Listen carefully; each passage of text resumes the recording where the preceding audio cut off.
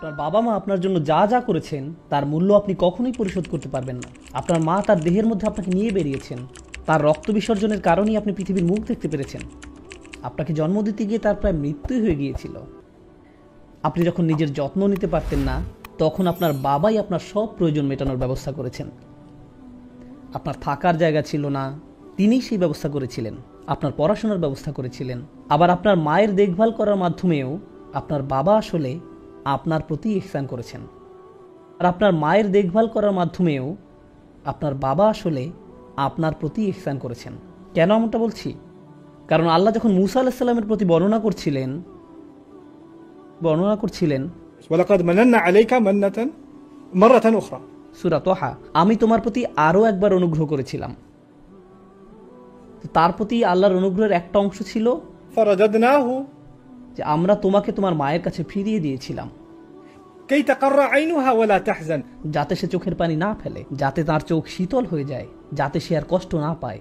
যখন আল্লাহ তার মায়ের যত্ন নিচ্ছিলেন, আল্লাহ বলছেন আমি আসলে তোমাকেই অনুগ্রহ করছিলাম। তাই যখন আপনার মায়ের প্রতি ভালো কিছু করা হচ্ছে, তখন আসলে আপনার প্রতিও অনুগ্রহ করা হচ্ছে। আপনি হয়তো বলবেন আমি জানি আম্মু আমার যত্ন নিয়েছে, কিন্তু আব্বু তো কিছু করেনি। আপনার বাবা যে স্বামী হিসাবে আপনার মায়ের দেখাশোনা করে যাচ্ছেন, আপনাদের দুজনেরই এটাই একটা অনুগ্রহ যা আপনি শোধ করতে পারবেন না, আপনি যদি আর কিছু নাও করে থাকেন। তাই বাকি সম্পর্কের ক্ষেত্রে আপনি হয়তো অন্যদের ভালো করছেন, কিন্তু বাবা মায়ের বেলায় আপনি আসলে এমন ঋণ পরিশোধ করছেন যা আসলে শোধ হওয়ার ঊর্ধ্বে। এটা অসম্ভব। আর আমরা সারা জীবনই এর জন্য ঋণী থেকে যাব, এটা অসম্ভব। তাই আপনার সর্বোচ্চটা দিলেও তা যথেষ্ট হবে না। তবুও আপনি আপনার সেরাটা দিয়েই চেষ্টা করবেন। সেজন্য এটা বলা হচ্ছে অবিল ওয়ালিদাইনি ইহসানা। এটা হলো আপনার দায়িত্বের প্রথম অংশ। এর সাথে অন্যদিকেও আপনাকে ভারসাম্য বজায় রাখতে হবে। আপনাকে আপনার স্ত্রী এবং সন্তানদের অধিকার পূরণ করতে হবে, আপনার ভাই বোনের অধিকার পূরণ করতে হবে, এমনকি নিজের প্রতি অধিকারের দিকেও খেয়াল রাখতে হবে। এসব কিছুতেই আপনাকে ভারসাম্য রক্ষা করতে হবে। সেরাটা দিয়েই চেষ্টা করবেন। আর তা না করতে পারলে আপনি কারো না কারো উপর জুলুম করে ফেলবেন, হয় আপনার নিজের প্রতি বা আপনার সন্তানের প্রতি ইত্যাদি। অনেকে আছেন যারা বাবা মাকে দিতেই থাকেন, এরপর নিজের সন্তানদের অধিকার লঙ্ঘন করে ফেলেন। আবার কোনো কোনো পিতামাতা আছেন যারা শুধু চাইতেই থাকেন, তারা তাদের অধিকারের চেয়েও বেশি পাওয়ার আকাঙ্ক্ষা করেন। তারা কোরআনের আয়াত দিয়ে হয়তো বলবেন তুমি আমার জন্য যতই করো না কেন তা যথেষ্ট নয়, তাই তোমার সব কিছুই আমাকে দিয়ে দাও। আর তারা ওই আয়াতই আপনার উপর খাটাবে। তাদের প্রতি আল্লাহ ইহসান করতে বলেছেন, কিন্তু এই ইহসান সংজ্ঞা তারা নির্ধারণ করতে পারেন না। এই সূক্ষ্ম পয়েন্টটা বুঝুন। মা বাবার প্রতি আপনার অনেক দায়িত্ব রয়েছে, কিন্তু সেগুলো তারা ঠিক করতে পারেন না। এটা আল্লাহ নির্ধারণ করে দিয়েছেন। তারা যদি আপনার তদারকিতে থাকা কারো অধিকার হরণ করতে বলেন, যেমন কোনো কোনো অভিভাবক তাদের ছেলেকে বলে তার স্ত্রীকে নির্যাতন করতে, তার সাথে কথা বলা বন্ধ করতে, তারা বলতে পারেন তার স্ত্রীকে খুব সাধারণ অধিকারগুলো থেকেও বঞ্চিত করতে, কিন্তু আপনি এমনটা করতে পারেন না। যখন আপনি কোনো নারীকে বিয়ে করলেন, আপনি তখন তার ওয়ালি হিসাবে তাকে নিজের যত্নে রাখার প্রতিশ্রুতি দিয়েছিলেন। আপনি তাকে সুরক্ষিত রাখার অঙ্গীকার করেছিলেন, যেই দায়িত্বটা এর আগে তার বাবার ছিল। যে কোনো মূল্যে তিনি তার মেয়েকে রক্ষা করতেন। ওয়া আখাযনা মিনকুম মিসাকান গলিযা। নারীরা তোমাদের কাছ থেকে সুদৃঢ় অঙ্গীকার গ্রহণ করেছে। এখন স্ত্রীর দেখাশোনা করা আপনার দায়িত্ব। তাই আপনার পিতামাতা যাই বলুক না কেন, আপনি আপনার স্ত্রীর প্রতি অবিচার করতে পারেন না। এর উল্টোটাও সত্য, স্ত্রীর কথা শুনে আপনি আপনার বাবা মায়ের সাথে অন্যায় করতে পারেন না। তাহলে এর অর্থ কি দাঁড়ায়? আমি নিজেকেও মনে করিয়ে দিচ্ছি, এই জীবনে কেউ না কেউ আপনার প্রতি অখুশি থাকবেই। সব সময় পুরুষ হিসেবে জীবনযাপনের জন্য আপনাকে অভিনন্দন, আমাদের দলে আপনাকে স্বাগতম। কেউ না কেউ নারাজ থাকবেই আপনার ব্যাপারে। বাবা বলবেন তুমি ভালো সন্তান হওনি, মা বলবেন তুমি আমার চেয়ে বউকে বেশি ভালোবাসো, স্ত্রী বলবেন তুমি খালি বাবা মায়েরই খেয়াল রাখো, আমি তো তোমার কেউ না। বাচ্চারা বলবে তুমি শুধু দাদা দাদিরই যত্ন নাও, আমাদেরকে পাত্তাই দাও না। আবার বাবা মা বলবে তুমি শুধু বাচ্চাদেরকে নিয়েই পড়ে থাকো, আমরা তো এখন আবর্জনা। সবাই ভাববে যে আপনি কিছুই করেন না, আপনি পুরোই অকর্মা। হয়তো কেবল জানাজাতি আপনার ব্যাপারে ভালো কিছু বলা হবে। ও অনেক ভালো মানুষ ছিল, ভালো মানুষ ছিল। কোনো কোনো অভিভাবক দেখবেন সন্তান বেঁচে থাকা অবস্থায় ভালো কিছু বলবে না, কিন্তু মারা গেলে বলবে আমার ছেলেটা খুবই ভালো ছিল, অনেক যত্ন নিত আমাদের। তো পুরুষ হিসাবে আপনি এটা মনে রাখবেন, এমন জীবন আশা করবেন না যেখানে কেবলই আপনার প্রশংসা করা হবে। সব কিছু সহ্য করতে শিখুন। আপনি কোনো ফেরেশতা নন, আপনি মানুষ। যখন সবাই আপনাকে নিয়ে টানাটানি করছে, কেউই আপনার প্রতি সন্তুষ্ট না, তখন কোনো না কোনো সময় আপনি ভেতরে কিছুটা ভেঙে পড়বেন। আস্তে আস্তে এক সময় আপনি সব কিছু মিলিয়ে চলতে পারবেন না। দুটো ব্যাপারে আপনাকে ব্যালেন্স করে চলা শিখতে হবে। দুটো ব্যাপারে আপনাকে ব্যালেন্স করে চলা শিখতে হবে। আপনি রেগে মেগে বলে ফেলবেন আমি তো এমনিতেই সবাইকে খুশি করতে পারবো না, তাই আমি চেষ্টা করাই ছেড়ে দিয়েছি, সবাই গোল্লায় যাক। আবার অন্যদিকে হতে পারে আপনি সবাইকে খুশি রাখতে গিয়ে নিজের অবস্থাই খারাপ করে ফেললেন। সবাইকে খুশি রাখতে গিয়ে আপনার নিজের অবস্থায় যদি খারাপ হয়ে যায়, তাহলে তো আপনি অন্য কারো ভালো করতে পারবেন না। আপনি ভালো পিতা হয়ে চলতে পারবেন না, ভালো স্বামী বা সন্তান হিসেবে আপনার দায়িত্ব পালন করতে পারবেন না। নিজেকে হারিয়ে ফেললে অন্য কিছুই আর করতে পারবেন না। অনেক সময় সম্পর্কগুলো ধরে রাখার সময় আমরা পুরুষেরা অবমাননা করে ফেলি। হয়তো আমরা অন্যদের অধিকারগুলো দিচ্ছি না, আবার মাঝে মাঝে যারা আমাদের উপর নির্ভরশীল তারাই আমাদের সম্পর্কের অবমাননা করে বসে, তারা আমাদের সাথে অন্যায় করে ফেলে। নিজের অধিকারের ক্ষেত্রে আপনাকেই সেই দাগটা টানতে হবে, নিজ থেকেই সেই অধিকারগুলো চাইতে হবে।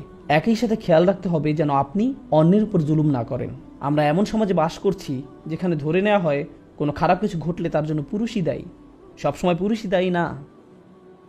কোরআনের বর্ণনায় অনেক বিশৃঙ্খলার কারণ পুরুষ, আবার অনেক ক্ষেত্রে নারী। মানুষেরাই বিশৃঙ্খলাকারী। মানুষের মাঝেই লোভ আছে, সে বেশি পেতে চায়, সে কখনো সন্তুষ্ট হয় না। আর আপনি যেসব সম্পর্কের মাঝে যুক্ত তাতে সকলেই সবসময় আপনার কাছ থেকে বেশি পেতে চায়। আপনাকেই সেই সীমারেখা টানতে হবে। আর ঘুমোতে যাওয়ার সময় আপনি যেন বলতে পারেন আমি সবার সাথে ইনসাফ করে চলেছি, আমি আমার স্ত্রী সন্তানদের কম দেইনি, আমি আমার কর্মক্ষেত্রে ঠিক থেকেছি, আমি আমার বাবা মায়ের অধিকার লঙ্ঘন করিনি। আর আপনার বাবা মাকে বাস্তবিকভাবে বুঝিয়ে বলতে হবে যে আপনি আপনার সর্বোচ্চ চেষ্টাটা করেছেন। বাস্তবিক অর্থে বলছি, বাস্তবিক অর্থে বলছি, আমি আদর্শিকভাবে বলছি না, বাস্তবিক অর্থে বলছি। কোরআন বাবা মায়ের অধিকার খুবই গুরুত্ব দিয়েছে। ইব্রাহিম আলাইহিস সালাম কি তার বাড়ি ছেড়ে চলে যাননি? হ্যাঁ, গিয়েছেন। তিনি সেখানে থেকে যেতে পারতেন, আর তাকে মারধর করা চালিয়ে যাওয়া হতো। অনেক সাহাবীদেরকেই খুব কঠিন অবস্থার সম্মুখীন হতে হয়েছিল, যেমন সাদ ইবনে আবি ওয়াক্কাস রাদিয়াল্লাহু তাআলা আনহু। তার মা বলেছিলেন আমি না খেয়ে মরে যাব কারণ তুমি মুসলিম হয়েছ। আমি ইসলামকে ঘৃণা করি, আমি তোমার মুসলিম হওয়া মেনে নিতে পারবো না। অথচ তার মা একাকী তাকে লালন পালন করেছিলেন। মাকে কিছু না খেতে দেখে তার নিজেরই খুব খারাপ লাগছিল, কিন্তু তিনি ইসলাম ত্যাগ করতে পারেননি। অনেক সময় মানসিক অত্যাচার শারীরিক নির্যাতনের চেয়েও অনেক বেশি কাঁদায়। আর সেই মানুষগুলোই আমাদের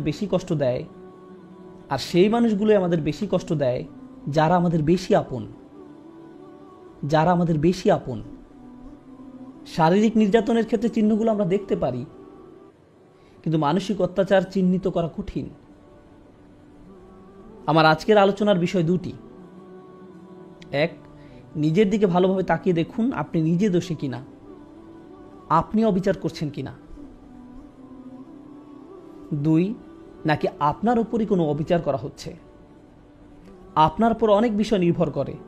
যদি আপনার প্রতি অন্যায় চলতে থাকে তাহলে একসময় আপনি ভেঙে পড়বেন, নিজের দায়িত্বগুলো ঠিকমতো পালন করতে পারবেন না। সুতরাং অন্যকে খুশি করা নিয়ে দুশ্চিন্তা করবেন না। মানুষকে সন্তুষ্ট করা এমন এক গর্ত খোঁড়ার মতো যার কাজের কোনো শেষ নেই। আপনার কাজ তাই আল্লাহকে খুশি করা। আপনি যদি এখনই মারা যান তাহলে যেন আল্লাহর সামনে দাঁড়িয়ে পূর্ণ চেতনা নিয়ে বলতে পারেন হে আল্লাহ, আমি কারো অধিকার কম দেইনি, আমি কারো প্রতি অবিচার করিনি। আমি জানি তারা সবাই হয়তো এমনটা মনে করে না, কিন্তু তুমি আর আমি জানি আমি কতটুকু করেছি বা করিনি। এটাই ইহসান। ইহসান হলো আত্মসচেতনতা। আপনি যদি অন্য মানুষের স্ট্যান্ডার্ড অনুযায়ী চলতে যান তাহলে আপনি যাই করেন না কেন আপনার 12টা বেজে যাবে, আপনার 12টা বেজে যাবে। আমাদের মা বাবারা হয়তো এমন পরিবেশে বড় হয়েছেন যে আপনি হয়তো কোনো হাসপাতালে কার্ডিয়াক সার্জারির হেড, বা আপনি হয়তো আপনার ভাই বোনদের মধ্যে সবচেয়ে ভালো, কিন্তু তাও তারা বলবে তোমার কাছ থেকে আমি আরো বেশি আশা করেছিলাম। বাকি সবাই আপনার তারিফ করে, কিন্তু তারা বলবে তুমি এমন কেন, তুমি আমাকে হতাশ করলে। কোনো কিছুই যথেষ্ট হবে না, এটাও ঠিক আছে। তারা হয়তো ভাবে যে আপনি যথাযথ ভালো হতে পারেননি। আপনার স্ত্রীও এমনটা ভাবতে পারেন। তিনি হয়তো আপনাকে ছোট করে কথা বলেন, এমনভাবে কথা বলেন যেন আপনি কোনো আবর্জনা। সন্তানেরা হয়তো আপনাকে কষ্ট দেয়, আমি জানি না, কিন্তু একটা কথা মনে রাখবেন, আল্লাহর সাথে আপনাকে সৎ থাকতে হবে। আপনি যাতে বলতে পারেন আমি আমার দায়িত্ব ঠিকমতো পূরণ করেছি, আমি কারোর সাথে অন্যায় করিনি। এটাই হলো ও আবুদুল্লাহ ওয়ালা তুশরিকু বিহি শাইআন ওয়া বিল ওয়ালিদাইনি ইহসানা। এটুক ঠিক করে চলাই একটা বড় কাজ। এরপর তারা যাই বলুক সেই ভার আল্লাহর কাছে, সেটা আল্লাহ আপনার উপর চাপিয়ে দেননি। এরপর আসে নিকটাত্মীয়দের কথা, তাদের দিকেও খেয়াল রাখতে হবে। প্রতিবেশীর অধিকার, তাদের দিকে খেয়াল রাখতে হবে। প্রতিবেশীর অধিকার, নিকটাত্মীয়দের কথা, তাদের দিকেও খেয়াল রাখতে হবে। অনেক আলেমরা বলেন আপনার বন্ধুরাও এই আওতায় পড়ে, বিশেষ করে যেসব বন্ধু আপনার বাসার কাছে থাকে, তাদের কিছু প্রয়োজন কিনা সেদিকে খেয়াল রাখা। আপনি যত বেশি অন্য মানুষের দিকে খেয়াল রাখবেন, আল্লাহ তত বেশি আপনার যত্ন নেবেন। এদিক থেকে ভাবলে এটা আসলে নিজের দিকেই খেয়াল রাখা। আপনি যদি নিজ থেকে এগিয়ে অন্যের খবর নেন, তাদের সাহায্য করেন, আল্লাহ তাহলে আপনাকে অনেক সমস্যা মিটিয়ে দেবেন। এমনকি যাতায়াতের ক্ষেত্রেও, আপনি হয়তো ট্রেনে, প্লেনে বা বাসে কোথাও যাচ্ছেন, আর আপনার পাশে একজন বসে আছেন, হয়তো কোনো ডাক্তারের অফিস বা এয়ারপোর্টের লবিতে কারোর সাথে বসে আছেন, তাদের প্রতি ইহসান দেখান, সুন্দর ব্যবহার করুন। ইহসানের আয়াতটা আসলেই এত চমৎকার। আপনি যদি হাইওয়েতে যাতায়াত করেন, তাহলে আপনার পাশে চলা গাড়ির চালক আপনার প্রতিবেশীর মতো। তাই যদি তাকে কোনো ইঙ্গিত না দিয়ে হুট করে মোড় ঘুরিয়ে নেন, তাহলে সেটাও আয়াতটির অবমাননা হবে। আপনি তার প্রতি ইহসান করলেন না, তাকে বিচ্ছিন্ন করে দিলেন। যেমন কেউ গাড়ি পার্ক করতে যাচ্ছে আর আপনি মাঝখান দিয়ে, কারণ আপনার হয়তো জুমার নামাজ ধরতে হবে, কিন্তু এতে করে আপনি আপনার প্রতিবেশীর প্রতি ইহসান নষ্ট করলেন। ইহসান হলো তার প্রতি দয়া দেখানো, ভালো ব্যবহার করা। তো এই ভালো ব্যবহার দেখানোটা পরিবারের মধ্য থেকে শুরু হয়ে বাইরের দিকে বিস্তার করবে। এই আয়াতের ব্যাপারে এটা বলে আমি শেষ করতে চাই, প্রথমত আল্লাহর সাথে ন্যূনতম একটা সম্পর্ক ধরে রাখা, এরপর আসে আপনার মা বাবা, তারপর নিকটাত্মীয় আর প্রতিবেশীদের অধিকার। এটা আসলে কি বোঝায়? আপনার হৃদয়ের সাথে যেই সম্পর্কটা সবচেয়ে বেশি জড়িত, সেটার গুরুত্ব সবার আগে, এরপর বাকি মানব সম্পর্কগুলো, যার মধ্যে প্রথমে আসে আপনার মা বাবা, তারপর নিকটাত্মীয়, স্ত্রী সন্তান, এরা সবাই এর অন্তর্ভুক্ত। এরপর এটা বাইরের দিকে আরও বিস্তৃত হবে। কিন্তু দুর্ভাগ্যজনকভাবে এর উল্টোটাও দেখা যায়। সমাজে আপনি কাউকে দেখতে পান যিনি অনেক ভালো, অন্যদের সাথে ভালো আচরণ করেন, সালাম বিনিময় করেন, খুবই ভালো লোক, কিন্তু যখন তিনি বাসার দরজা লাগান, তারপর তিনি ফেরাউনের মতো হয়ে যান। আপনি তাকে চিনতেই পারবেন না। ওনার কি হলো? তার কণ্ঠ বদলে যায়, মেজাজ নষ্ট হয়ে যায়, মনে হয় তিনি যেন অন্য কেউ। আল্লাহ আমাদের এই সম্পর্কের সিরিয়ালটা দিলেন, কারণ বাইরের সবার সাথে ভালো ব্যবহার করে কোনো লাভ নেই যদি আপনি মা বাবার সাথে ভালো ব্যবহার না করেন, কিংবা আপনার স্ত্রী বা সন্তানদের সাথে ভালো ব্যবহার না করেন। প্রথমে যদি এটাই না করতে পারেন, তাহলে বাইরে যা দেখান তার পুরোটাই আপনার মিথ্যা, এর কোনো মূল্য থাকবে না। এজন্য এই আয়াতটা নিয়ে বাস্তবতার প্রেক্ষিতে কথা বলতে চেয়েছিলাম। আমি বুঝি যে পুরুষরা অনেক চাপের মধ্যে থাকেন, কিন্তু যদি আপনার দায়িত্বগুলো ভালোভাবে পালন করে যেতে চান, তাহলে অবশ্যই আপনার নিজের প্রাথমিক অধিকারগুলো নিশ্চিত করতে হবে, কারণ এটা একজন মানুষের চাহিদাও বটে। যেমন যদি আপনার সন্তান আপনাকে সম্মান না করে, ন্যূনতম সম্মানটাও না দেখায়, আপনাকে সালামও না দেয়, এটা আপনার ভিতরে চিবিয়ে খাবে। আপনি কষ্ট পাবেন, আপনি বুঝতে পারবেন না এটা আপনার অন্যান্য কাজে, অন্যদের সাথে কিভাবে কথা বলছেন তাতেও প্রভাব ফেলছে, মানসিক এবং আধ্যাত্মিকভাবেও প্রভাবিত করবে। তাই এই সম্পর্কগুলোর যত্ন নিন, অন্যের প্রতি দায়িত্ব পালনের দিকে খেয়াল রাখুন, তার পাশাপাশি নিজের অধিকারগুলোও চাইতে শিখুন, কিন্তু সতর্ক থাকবেন যেন কোনো ক্ষেত্রে সীমালঙ্ঘন না হয়ে যায়। আল্লাহ যেন আমাদেরকে ভারসাম্যপূর্ণ মানুষ বানিয়ে দেন। বারাকাল্লাহু লি ওয়া লাকুম। আসসালামু আলাইকুম ওয়া রাহমাতুল্লাহ।